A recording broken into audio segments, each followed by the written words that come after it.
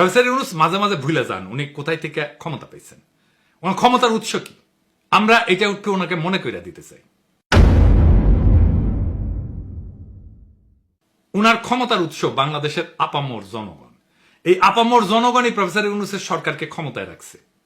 Professor ইউনূসের ক্ষমতার উৎস মানুষ, এটা যতক্ষণ পর্যন্ত মনে রাখবেন ততক্ষণ পর্যন্ত প্রফেসর ইউনূস শক্তিশালী। সাধারণ মানুষ উনার পিছন থেকে সরে গেলে উনি শক্তিহীন। উনাকে উস্তে দেওয়ার জন্য অনেকে মুখায় আছে, ইন্ডিয়া মুখায় আছে, ওয়াকার মুখায় আছে, বিএনপি মুখায় আছে, আওয়ামী লীগ মুখায় আছে। এরা কেউ সফল হইতে পারতেছে না, কারণ সাধারণ মানুষ পাহাড়ের মতো দৃঢ় ঐক্য নিয়ে প্রফেসর ইউনূসের পিছনে দাঁড়াইছে। প্রফেসর ইউনূস তার এই ক্ষমতার উৎসকে যদি অস্বীকার করেন, সেই মুহূর্তে ওনার পতন, ওনার সমস্ত শত্রু ওনাকে ধ্বংস করে ফেলবে। তাই প্রফেসর ইউনূসের প্রতি এটা সতর্ক বার্তা, বাংলাদেশের সাধারণ মানুষের ধর্মীয় বিশ্বাস, সামাজিক মূল্যবোধ এর বিরুদ্ধে কখনো দাঁড়াবেন না। আপনি মনে রাখবেন, বাংলাদেশের খুব সাধারণ মুসলিম সমাজ আপনার পেছনে দাঁড়াইছে। তার সমস্ত সমর্থন, আত্মার সমস্ত শক্তি নিয়ে আপনি শক্তির ভালোবাসাকে উপেক্ষা করবেন না। এর পরিণতি হবে ভয়ানক।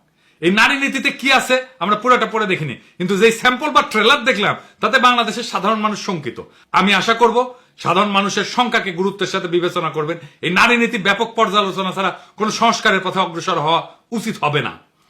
প্রফেসর ইউনূস, আপনি যদি এই জাতির উপরে ভর কইরা এই দেশের মানুষকে পেছনে রেখে হঠাৎ করে এমন কিছু চাপায় দেন যা এই সমাজ চেনে না, মানে না, বিশ্বাস করে না, তাহলে এই জাতি কিন্তু এক সময় আপনাকে প্রশ্ন করবে।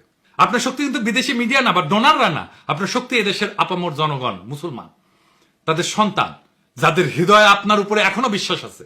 আপনি যদি সেই বিশ্বাস ভেঙে ফেলেন, যদি ধর্মীয় বিশ্বাস, সামাজিক মূল্যবোধ, পারিবারিক কাঠামোকে না বুঝে বিদেশি এনজিওর ফর্মুলা দিয়া রাষ্ট্র চালাইতে যান, তাহলে আপনি টিকবেন না। কারণ এই দেশ কোনো ল্যাবরেটরি না, এই জাতি গিনিপিগ না। এই জাতি 24-এর বর্ষা বিপ্লবের রক্তে দাঁড়ানো, ইসলামের শেকড়ে বাঁধা, সামাজিক পারিবারিক বন্ধনে গড়া জাতি। এটাই আপনার ক্ষমতার আর বৈধতার উৎস। আপনি যদি এই জাতিকে এনজিও বানাইতে চান, তাহলে এই জাতি আপনাকে রাজনীতির ইতিহাসে একটা দুঃখজনক ব্যর্থতা হিসেবে মনে রাখবে। এখনো সময় আছে, সাধারণ মানুষের ভাষা বোঝেন, ধর্মের প্রতি তাদের আবেগ বুঝেন, এই মাটির গন্ধ বুঝেন। না বুঝলে আপনি থাকবেন হয়তো পদে, কিন্তু মানুষের হৃদয়ে থাকবেন না।